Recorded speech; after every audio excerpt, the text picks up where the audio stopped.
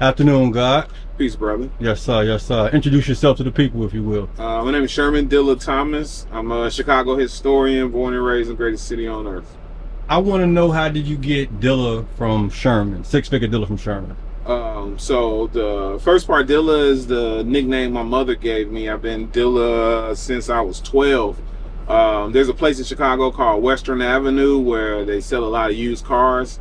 And my mother said that, that even after you go up there and spend your hard-earned money, you're probably buying a lemon, but the salesmen are so good, they trick you out of your bread. Mm-hmm. So she said I was her Sherm dealer, like Dealer. Yeah. Like, how like your mom says, don't buy nothing, don't ask me for nothing. And then I would always ask at the end and convince her that it was to her benefit to buy it for me, right? So she used to say, I'm her Sherm dealer. And then when Common met Jay Dilla, the guys from my neighborhood kind of changed the spelling from Dealer to Dilla. And I've just been Dilla ever since. And then Six Figga Dilla, my dad issued a challenge. I got 4 brothers. He set us down one day and he was like, in order to be men, we had to be better than him, to make more money than him, have a bigger house than him. Like, we needed to exceed him. And otherwise, we failed and he failed. And so I worked for the light company, and I was a meter tech making about 70 grand. And I took a test to become an area operator, and it took the salary from like 70 grand and like 110 grand. Yes, sir. And then I went straight to the graveyard, like, take that, homeboy. And, okay, so Pop's not here with us no more? Yeah, he's not here no more. Rest in peace to the big dog. Yes, sir. Yes, and sir. so in honor of his lessons, I changed my username to Six Figga Dilla. And that's what it is. Yeah. That's crazy. Your mom called you her Sherm Dilla. Yes, sir. Because we from Chicago know what that is. Yeah, right, yes, right. Sir, yes, sir. What was the craziest thing you convinced her to buy you? Oh, man. I convinced her to take me to Home Depot to buy me a 2x4 so that I could make a makeshift slingshot to shoot at the squirrels that was eating her tomatoes in the backyard. Yes, sir. So you catch the squirrels. Yeah. And I only shot my brother with like stuff with it, because you take a couple rubber bands, nail it to the end, and then you get a paper clip and nail that to the other end. And then you stretch the rubber bands, and we let the paper clip go, projectiles fly. So mostly I shot him at my little brother, but you say it's 4 brothers? It's all boys? 4 boys and 1 girl. Yes, sir. You the oldest? No, second to the youngest. Oh, wow. Okay. Yeah. So would you say you're the star of the family? They would say that, right? Growing up, it was probably my little brother. Mm-hmm. But now, yeah, probably. Yes, sir. Yes, sir. What part of Chicago are you from? So, the city calls it Auburn Gresham. The streets would say I live in between 8th Trade, Foster Park, and Kilowar. Yes, sir. Yes, sir. Sounds like you in tune with the streets as well. You're not just knowledgeable. Well, you can't live here and not be, right? You can't go outside, or even if you ain't clicked up with nobody, you better know these boundaries at all time, right? Particularly growing up in the 80s and the 90s. So, and then not just that, I fancy myself a Chicago historian, and that don't just mean like the history of downtown, right? Like the entirety of the history. So, yes, sir. Yes, sir. What part of Chicago? Well, what one thing about Chicago will make you proud to say you're from Chicago? Oh man, we be here all day. There's historic things like John H. Johnson starting Ebony and Jet here. Yes, there's, we say that hip hop is 50 years old based off of that party in the Bronx. But Pygmy's song, Here Come the Judge, right? Which is like one of the first rap albums or rap songs, what we refer to as rap, was recorded at Chess Records here in Chicago. What's his name? Pygmy. I've never heard of him. Pygmy Judge Pygmy is his name. That's crazy. I've never even heard of him. Yeah. You just taught me something else. But every time I check out your page, I do learn something. There's a few actors that I didn't know was from the crib. That I looked at your page like, okay, yeah. Do you think we get credit for Denzel Washington being from Chicago? No, I don't think so. Him more like Shannon Sharp. And like Shannon Sharp from Chicago? He's born here, and his mom moved him and his brother down to Alabama, I believe. Wow, I didn't know that. Yeah. That's crazy. I got to do more research now. That's what's up. I love to learn, so that's why I rock with your stuff. Have you ever lived in another city besides Chicago? I went to Eastern Illinois University. So I lived in Charleston, Illinois for a little while. I've been married before. I'm married now. I hope my wife don't kill me for talking about the past. But I lived in Gary, Indiana for a little while. Okay. But other than that, no, just the city. Just the city, other than college and yeah. Gary, kind of Chicago. Yeah, I would say they more Chicago than Indiana, right? Yeah. You know what I'm saying? They east side. Yeah, right. Exactly. Yes, the super east side. The super east side. Chicago for sure. Yes. What would you say the east side start? Because there's always a debate. It's Stony. Man, to me, there's that spot when you come in from South Shore Drive and Jackson Park lets you out at Stony Island right there, like 65th. Mm-hmm. To me, that's the start of the east side, and then it branches, right? So you can go straight down. I don't really consider, I'm older though, I don't consider like Cottage Grove the east side. Historically, they wouldn't have. Nowadays, they call themselves the east side, but back in the day, they wouldn't have called themselves the east side. So maybe Stony East is for me. That's how I feel as well. I think nowadays the rappers from the east side, so they want everybody else claim the east side as well. Yeah. But it was always Stony to the lake for us. Yeah. You know, I'm from the east side. I'm from the east side, like a mile from the lake. So I'm east side. You know. What's something about you that's not known by most? Nowadays I'm like an open book, but I'm an avid swimmer. I was a lifeguard for the park districts here for like 10 straight summers, and even now when I'm really stressed, I'll go swim. Like Michael Phelps swim too. I can't beat him in no race, but like, you know, you go with people and they say they can swim and they can doggy paddle. Like I can do all 4 Olympic strokes and flip turn and all that kind of stuff. What's the furthest distance you've ever swam? Believe it or not, there are mile markers. There are quarter mile markers in Lake Michigan. So when you start, let's say you're at 31st Street Beach, 63rd Street Beach, if you look out, you'll see buoys bouncing, and those buoys are a quarter mile. They're there to let you know you're a quarter mile from the shore. They're there to let the boats know that. And then each buoy is a quarter mile. So I've swam out before and maybe swam 2 or 3 buoys and swam back. So you was the nigga who jumped off the boat, huh? Oh yeah, 1000%. That was you, yes sir. We've been rooting for you since that video. Yes sir, yes sir. Would you consider yourself successful? Yes, but way before TikTok or tours or any of that, man. My wife is really bad. Nah, you know what I'm saying? Popular shit. My kids love me and appreciate me. Despite having a son at 16, he's gone on to college. I got a daughter at North Carolina. So like all of those things, you know, I got a bungalow in the neighborhood that I grew up in. So yeah, for sure I'm successful. Good family. Yeah. A lot of people equate success to money and dollars and stuff like that. I've never labeled that as being successful. Of course, that's a part of it. You need money to get to where you're going, but family is what it sounds like, what you're saying, and that's something I totally agree with. Nah, man. You know what they say, like, ain't no Brinks trucks at funerals, right? Just like your grieving family, they don't put your obituary on their wall and then write what you was worth under it. Like it's who you are. And so man, I think that makes me very successful, having a family that loves and respects me. Yes sir, no question. Would you say nepotism played a role in your success? No. I would say I'm privileged in the fact that I had a dad that lived in my house, right? Not to say that folks don't have daddies, but in my neighborhood, it was a lot of pick your daddy, your son up on Friday, drop him off on Monday, you know what I'm saying? And so to have a live-in father who I saw go to work every day. My old man was a cop here in the city for 32 years. Watching him work hard probably taught me a work ethic. But no nepotism. Yes. What's some of the craziest stories that you can tell that your pops told you? Oh man, just his story. Shit, he used to be vice president of the African American Police League, which was a union inside of the union for black cops. It's no longer active. When did that stop? Do you know when that stopped? Yeah, probably about 2002. What was the cause of it stopping? So one, people who were members of the league didn't get promoted.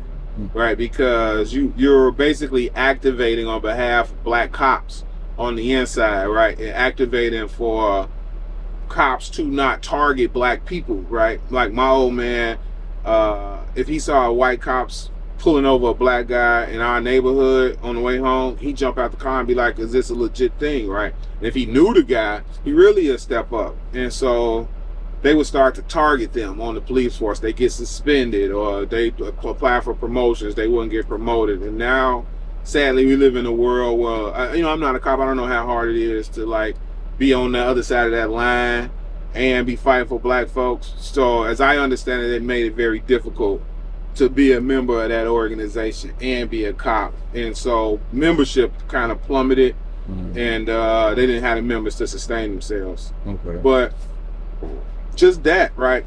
White cop offered my mom some cocaine at a bar one day, not knowing that my dad was in the bathroom. And when he came out, he beat the dude up, got suspended for 30 days. You know what I'm saying? Pops or dude? My pops. Yeah. Wait, your pops got suspended for checking an officer who offered my mama cocaine, yeah, and got suspended for 29 days, because if he'd hit the 30th day, they'd have fired him. He had to like work security at Walgreens for that month, What year was this? 1980, 1981. Okay, forever ago, when the racism was still thick. Yeah, my dad was Mayor Harold Washington's bodyguard on that detail. That's he was a bodyguard for Carol Mosley Brown, so he had some real interesting stories. Not to mention, like, he got attacked by a black guy that was a black belt. He went to a domestic, and the lady was like, "Oh, she ran out of the house like my husband beat me." And my dad said him and his partner was like, "Where he at? We finna go in there." And they said they went in there and dude whooped their ass too. That's crazy. That's crazy. Did your pops, was he here with your mom until he left? Yeah. He passed while they was married. Yeah. It's crazy. Chicago's a crazy place. Would you say like our gangster mentality comes from the mob era? Yeah, for sure. I think so. It's just what we call it, right?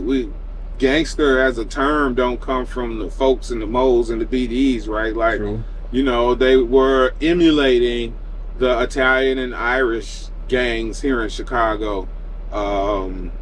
They formed in protection from those various gangs and organizations. What I think, what a lot of black historians of Chicago think, is the violent takeover of the number runnings gang here in Chicago, particularly the number running organization by these three brothers named Jones. It was the Jones brothers. Yes, when they got the policy gang taken from them by the alleged Chicago outfit, that changed black crime from you needing to be smart to you needing to be violent. And that's what kind of set us on our way for these things. The other thing is most black gangs in America find their origins in the St. Charles Boys Home. That's where the Vice Lords were founded. That's where the Mickey Cobras was founded. In fact, Mickey Caldwell was like the little homie of the number runners. And he like had to progress from smart to violent. And they formed them gangs at the St. Charles Boys Home because they was the only black kids in there, and all the white kids who's mobbed up and clicked up was messing with them and fighting them. You know what I'm saying? So they had to do what they had to do. And then it's like what they say, like when your dog tastes blood, like once you turn violent, then you recognize the power that comes with violence.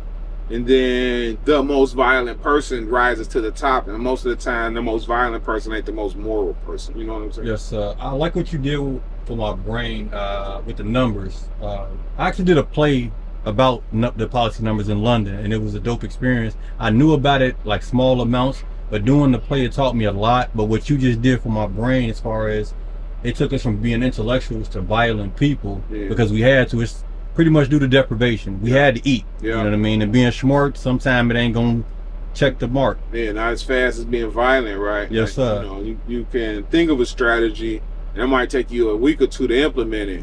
Or you just take that thing and run in the store, and now you're hungry right now. You know exactly. You can't wait a week to eat. Niggas is hungry right now. That's crazy. Do you still see like any mob influence as of today? Not just the gangsterism, but do you think the mob is still alive in Chicago? I was reading about that online, and yes, but maybe not active in the streets like they used to be. Where like calling for a cut, the scammers or whatever, right? But they don't gotta be. You know what I'm saying? They historically position themselves to now they probably the lawyers and judges and that sort of thing. It's a gentleman by the name of Big Tuna. Big Tuna grandsons is in the NFL now.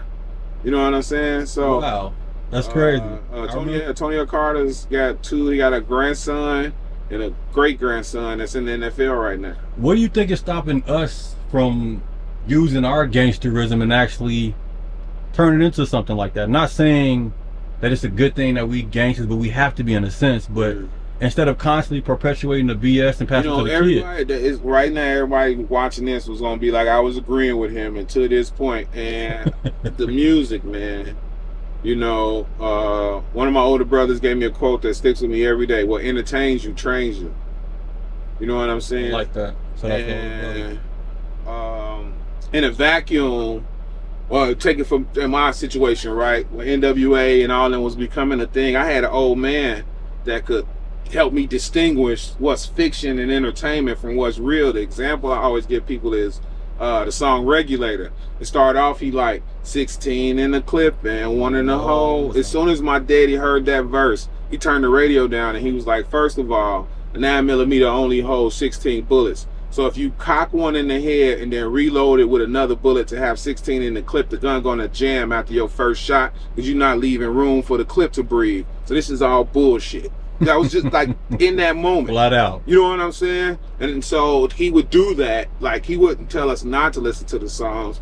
He would listen with us and pinpoint the bullshit. He watched Rambo and be like, bro just shot 300 times and didn't reload one time. Do you think this is real? Nah, he would have got killed in Vietnam 17 seconds into the movie. You know what I'm saying? Sure. And so when you don't got a father at home that's telling you that popping Molly and perks and all of this really takes you off your square, which makes it easier for you to be a target, then you live like that. You know what I'm saying? So we don't have in our community somebody like breaking down the entertainment part of rap so that the kids don't emulate it. And then the other part of it is I think sometimes when them guys that was really active get successful, they feel like if they don't keep rapping about that, they selling out or they this or they that. And I wish that once they cross that line to be successful, they start to rap about other stuff. You know what I'm saying? Encourage the kids to do other stuff. The other part of it is, you know, shit, chattel slavery for 400 years. And then after that, Jim Crow and redlining and all that. So it to think that black people gonna have it all figured out from King's assassination to now is really bullshit. You know what I'm saying? Like, if it take 400 years to fuck us, it might take 100 years to fix it. And so I call myself trying to be a part of the fix, right? Like, instilling the value in these spaces. Kids go to Irvin Mollison Elementary their whole life and not know Irvin Mollison is the first black dude to become a federally appointed judge, right? You go to Percy Julian your whole life, you don't know that he Dr. Percy Julian, who helped synthesize plants to create birth control and other medicines. You know what I'm saying? Then on the flip side, like you go to Harlan, you don't know that Harlan was a Supreme Court justice who voted against Plessy versus Ferguson, which implemented segregation as a law. The case of Plessy versus Ferguson is why they came up with the doctrine separate but equal, even though we know it wasn't equal, right? He voted against that, you know. So we had to do a better job of educating our kids on the history, and I think when they see what's possible, they activate toward it. And then the other thing I say about that is, like, the us's of the world, it's a thing called black flight. And you grow up in the hood in Terrortown, Killer Ward, Old Block, and you survive it all. You don't get shot, you don't go to jail, you some kind of way make it through all of that. And then you go to college, and then you get a good job, and then you graduate, and then you move your ass to the suburbs, and then you don't never come to the city, you don't coach no little league, you don't go back to the school you graduated from and volunteer. You only claim CVS or Simeon on the reunion weekends, but you can't name not one current student in that school. but you got all these resources that these kids could benefit from, right? You know, we do black flight like they did white flight too, and so until those of us that made it, quote unquote, come back and help somebody else, Nipsey Hussle say you can't check nobody you never checked on. You know what I'm saying? Yes, sir. So I want to speak on a few things that you said. As far as us being slaves for 400 years and then it's going to take a little bit of time, I agree, but I disagree, because the Emancipation Proclamation was like the end of the 1800s. Yeah. We had Black Wall Street Black Wall Street got burnt down like 1910 or something like that. Yeah. So that's only like 30, 40 years until we made something like that. Right. I think it's a bigger thing than just us wanting it to get done, because we've already proven that we could do it, and that was only 40 years after. I don't know if my numbers are right or whatever. No, it was 1920s, but I understand the point that you're making. So it's like, what's really in our way? If we can do that fresh off slavery, we fresh off slavery then, and now we got Black Wall Street. You know, I know the powers that be have set us back several times with the Black Wall Street thing, how they burned that down, and several other. I think they did something with bombing Philadelphia before. Yeah, and that was in the 80s, right? Yeah. It's constantly happening. So it's like, I think it's a deeper thing than just, okay, we need more time. I think we have other things going against us, including us. Yeah, it's us, and not really understanding our mobilizing power. You know, excuse me. We need to. A lot of those things you saying come from like mobilizing and unity versus agreement. Yes, sir. You know what I'm saying? I don't gotta agree to be in unity. If right now all the black folks in Chicago say on Wednesdays we're gonna wear all black in solidarity, I don't gotta agree with why we doing it, right? I'm just gonna put on black in a show of solidarity, right? And you know, whether I think that it's gonna be effective or not, sometimes, to your point, we get in our own way because we have to have like this agreement. You know, oh, that's stupid. Like, how do you know? Let's try. Yes, let's give it a try. We done tried all this other BS. Let's try something good. Try. So I think it's a culmination of things, man. But I'm like the very optimistic person, and I don't know if in my lifetime, but I see us getting back to like the black metropolis, the Black Wall Streets. Because a lot of people like pushing, trying to get yourself, me. It's a lot of people trying to get us to that point. And if we focus on that instead of the bull, you know, that'll rise. I think the internet plays a huge part with that as well. I think we got a lot of BS on it, but I think we are coming together. I do want to ask, in reference to the music, for some reason, I don't even know why, I just drove through O Block. I hopped out, checked out Von Mural, went into the store, just I don't know why. For some reason, I just felt like doing it. Popped up a question in my head. Coincidentally, you brought it about. How do you feel about the King Von mural? I think I dig the King Von mural, and it's gonna sound bad, but I dig the way them dudes is doing it in O Block, right? Like, if you a white, black, purple dude from Winnetka, and you go stand in front of the O, and you put your camera up, you're gonna get 1 million views on YouTube, and then that's gonna equate to a couple $1,000s for you. But then you don't donate nothing to Pastor Corey Brooks over there. You don't donate nothing to the families of people who died in O Block. So now you know what the O Block dudes do. If they catch you over there, you gotta pay them $800 to film. That's how they get down. They gonna take your camera. Okay. And I'm 1,000% okay with that. You know, if they catch you out there filming in front of the mural, I'm in O Block and welcome to they gonna walk across the street and be like, run it. Okay, here, where's your tourist fee? Conversely, I take buses by there all the time. They don't never come on there and say nothing to me, because if you go on Barstool's platform or anybody's platform, you see that I talk about the space positively. You see that I'm in other places. So I dig that. I think we could have been solved a lot of our own problems with some of that help from the city and other spaces. What do I mean? Like, we invent drill music. What if as soon as it started popping, the city started making spaces available for them to record?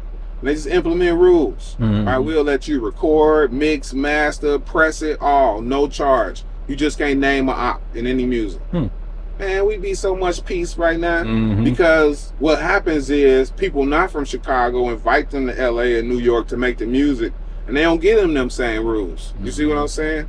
If we as a city create a space for the dope rappers to rap, And the only rule was you can't name an actual person who was killed in the streets. You can't use their real name. You know what I'm saying? Say whatever. I think that's a great idea, honestly. That would go crazy. Because so many rappers want to rap, and that would be a fee that they wouldn't have to pay. That would be a fee that they wouldn't have to pay, and they would change them lyrics in a heartbeat. Easy, yeah. That's the only rule, and that rule will bring so much peace, bro.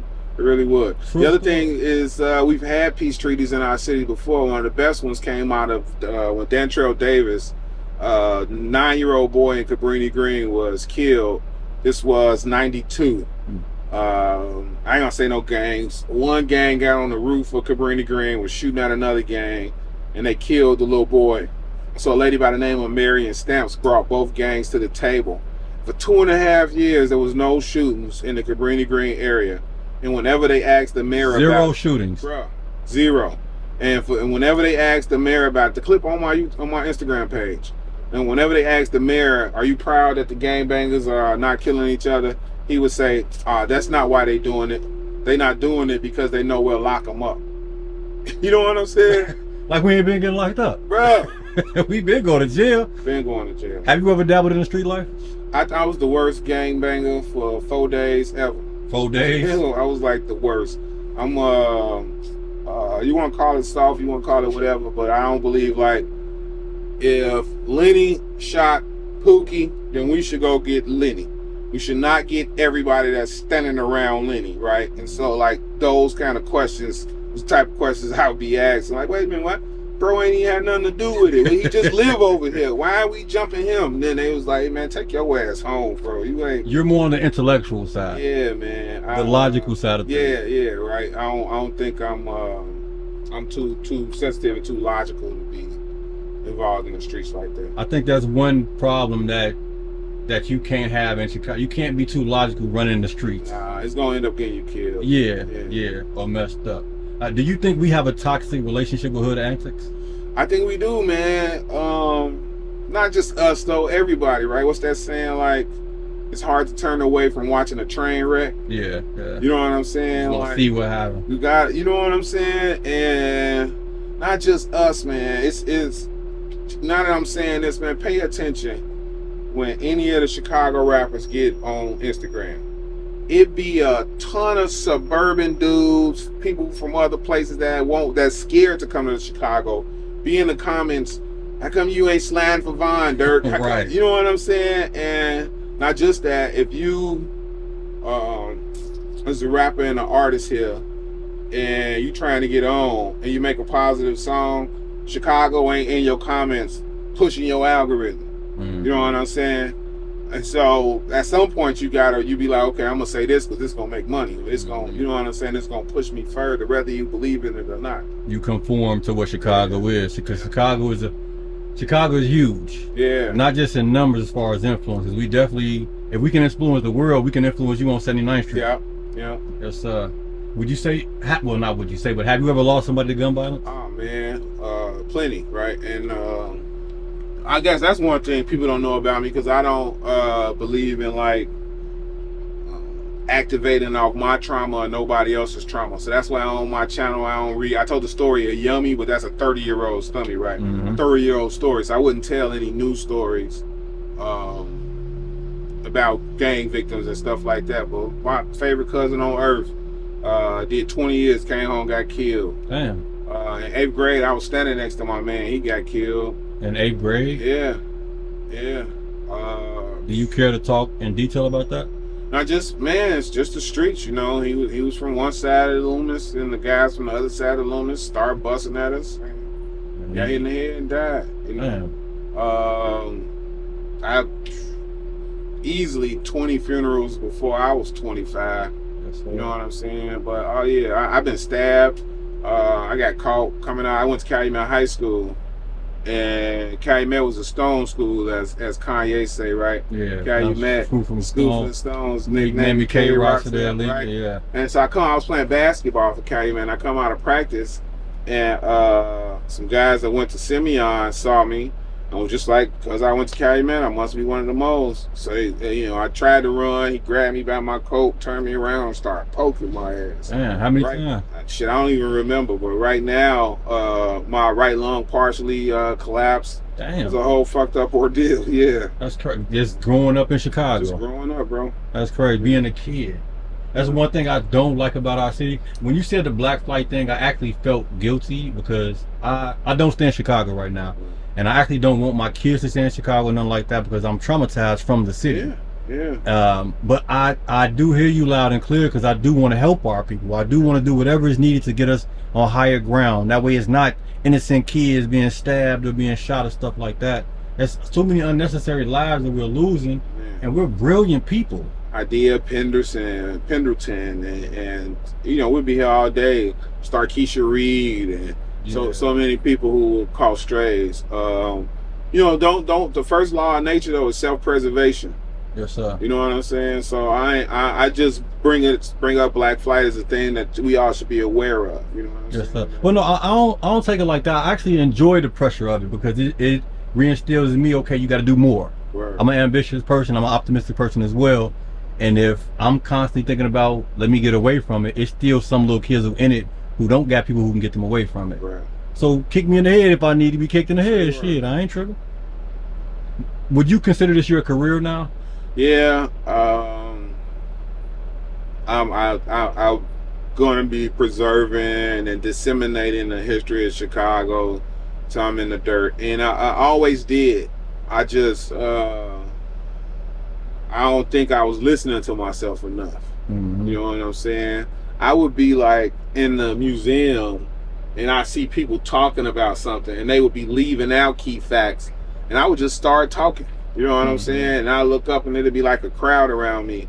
And I don't my mom thought maybe I should have been a pastor or something like that. You know what I'm saying? I didn't think that was on me, but because of the pandemic, because of TikTok now, you know, it gave me access to having a platform, and it's very clear to me that this is what I'm supposed to be doing. Yes, when was the point that you realized, like, this is what I'm supposed to be doing? Shoot, man, I ended up on the Today Show. You know, it's like I watched that. Yeah, they called you a TikToker. Yeah. That's crazy. Yeah. What's the biggest platform you've been on? Probably Kelly Clarkson. Okay. Yeah. Oh yeah, you snapping Kelly Clarkson. That's daytime television. Yeah. Just like the Today Show, but yeah, all of it's daytime television. I was gonna ask you, do you used to tag? But you kind of give me like I was a tagger look. But at the same time, when you say your homie got killed, you got stabbed up, it sounded like you was a little bit in the streets. No, like I said, I was probably like 13. My old man had a stroke, and he ended up being in the hospital for like 9 months. And so my mother, being a good wife, was there with him every night. So then that kind of left us on our own. You know what I'm saying? And my older brothers was into girls. And so, like I said, I attempted it to you grow up with people. So what they into, you're gonna be into. Yeah. So like I said, I won't discredit real street people by trying to say that I was a street person. You was in it, yes, sir. Yeah, you know what I'm saying? I gave it an attempt. I wasn't no damn good at it. Yes, sir. I'm gonna tone it down a little bit. We had a few serious questions going on now. But would you ever call the Willis Tower the serious? Would you ever call it the Willis Tower? No, not never. I can't do it either. It just won't even. That's why I just stuttered when I said it. It didn't even feel right. No, not never. Yes, I heard that you. I heard from you on one of your videos that you got the Sears Tower lights back on. How strenuous was that? So it's 110 stories, and when it lost power, it loses elevators too.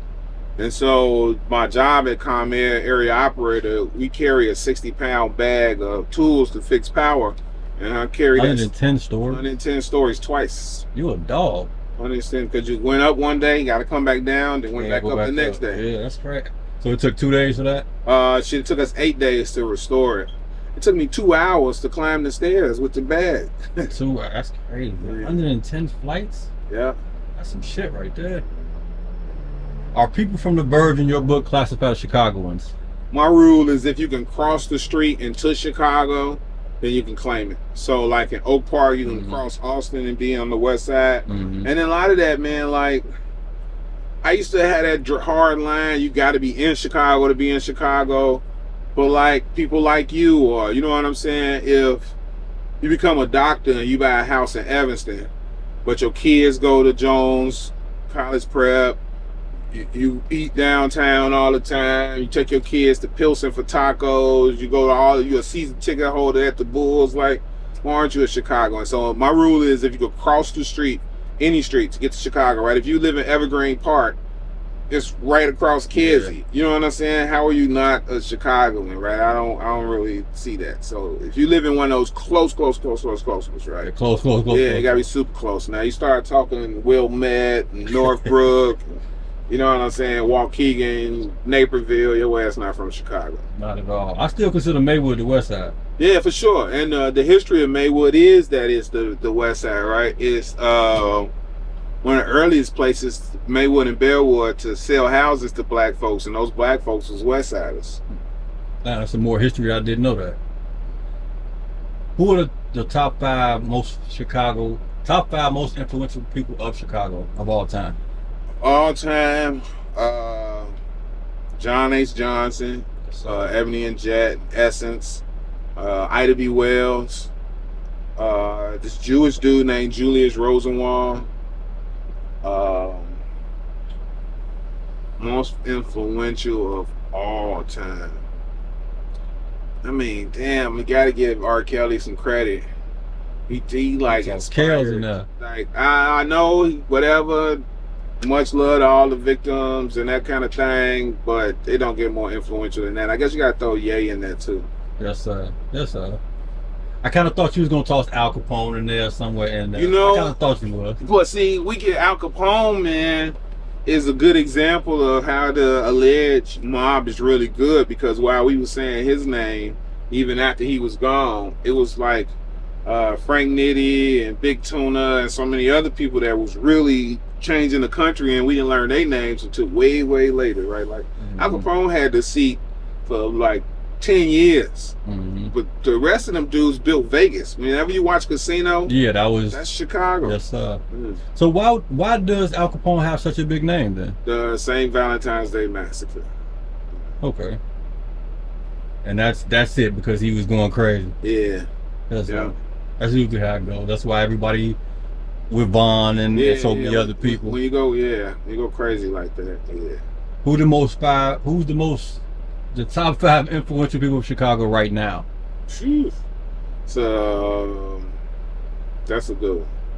You know who I love, man? I love me some Herbo, bro. I feel like he could be the key to a lot of peace. True, I agree. And like I say, if I go in certain spaces and start talking that shit, they're gonna be like, man, shut your ass up. But if he done did it all, and they'll listen to him. So for sure, I say Herbo. I would say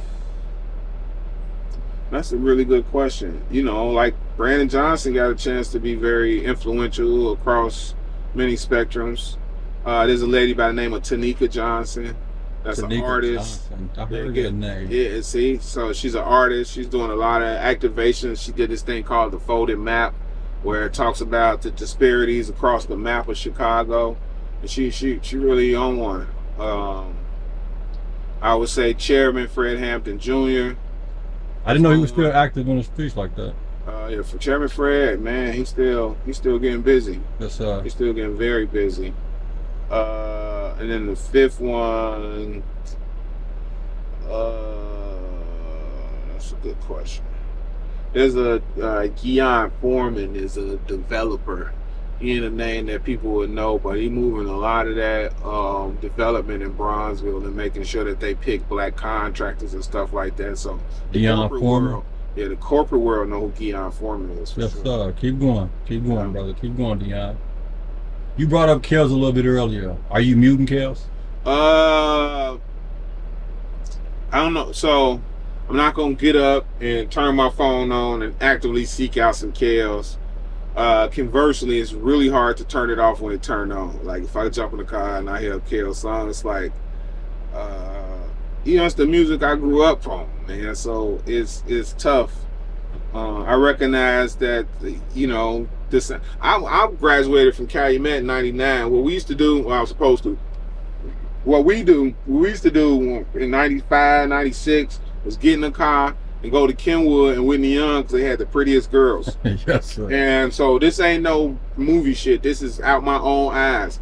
Me and my cousin will have a couple girls around our car, getting ready to get numbers, and he'll pull up in a Jeep, and them same girls will walk their ass over there and get in the Jeep and leave with him. So this ain't like I'm echoing some shit I heard. With my own 2 eyes, I've seen high school girls get in the car with R. Kelly grown ass and leave. So I don't have no qualms of saying that he was on some bullshit. But at the same time, the man and wrote for Michael Jackson, so you can't like. It's hard to not. Yeah, it's hard. Yes, sir. Yes, sir. If a foreign alien pulled up on you right now, you know we heard the aliens is real and all that shit. If they put up on you right